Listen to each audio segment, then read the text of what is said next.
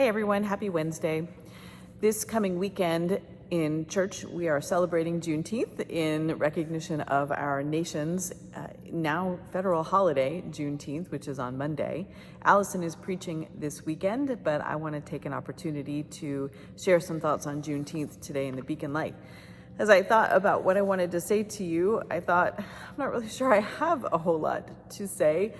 And that's okay, because I'm not the expert in the room by any stretch of the imagination. So I decided to share with you some of the voices I'm listening to, actually one voice in particular. And I've been reading another book called The Sum of Us, What Racism Costs Everyone and How We Can Prosper Together. And it's by Heather McGhee. Heather McGhee is a lawyer who focuses on economic justice, and it's her attempt to help us understand how, exactly what the title says, how racism costs everybody. She talks in the book about zero-sum hierarchy. Zero-sum hierarchy basically goes like this. If black people if things are getting better for black people, then things must be getting worse for white people. There isn't enough for everybody. So someone's gain comes at the expense of someone else.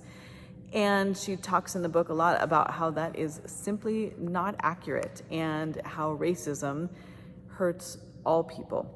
She uses the analogy of public pools while she's talking about that. In the 1950s, public pools were in their heyday and white people were enjoying them greatly.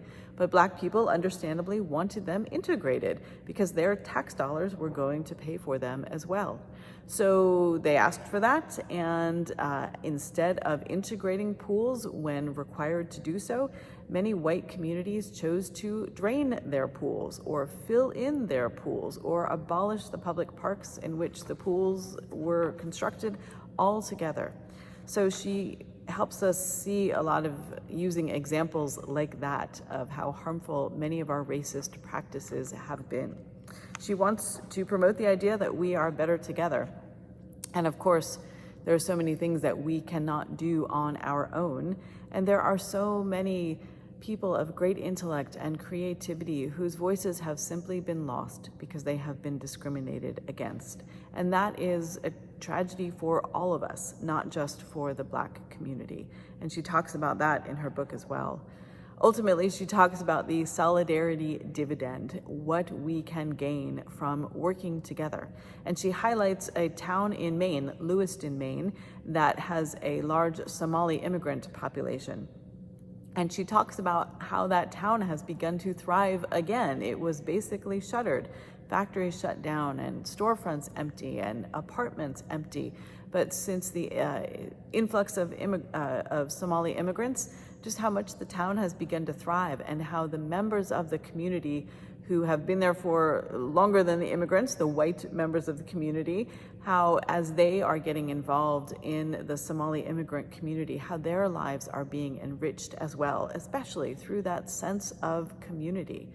She says, though, even though it's happening in Lewiston, it's not happening in a lot of places in our country, and just talking about it isn't enough, because for people who are several degrees removed from the community but who live in Maine, they don't see it as a good thing. They're still very prone to that zero-sum hierarchy that the politicians in Maine are continuing to promote. And so she encourages each of us to seek out experiences of diverse community that is thriving and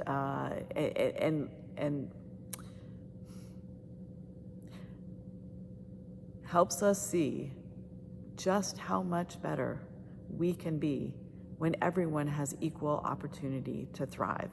And that equal opportunity sometimes means elevating persons who have long and historically been discriminated against. But when we do that, we still are not in that zero-sum hierarchy model, because that doesn't really exist. Even when we seek to elevate people who have long been historically discriminated against, we are still elevating the whole society.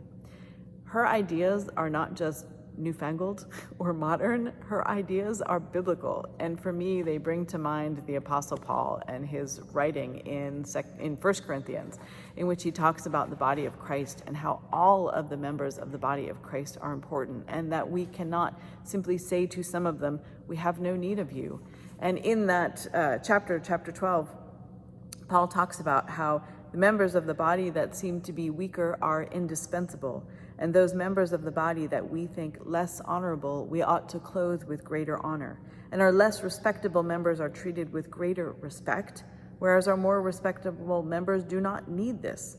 God has so arranged the body, giving the greater honor to the inferior member, that there may be no dissension within the body, but the members may have the same care for one another. If one member suffers, all suffer together with it. If one member is honored, all rejoice together with it.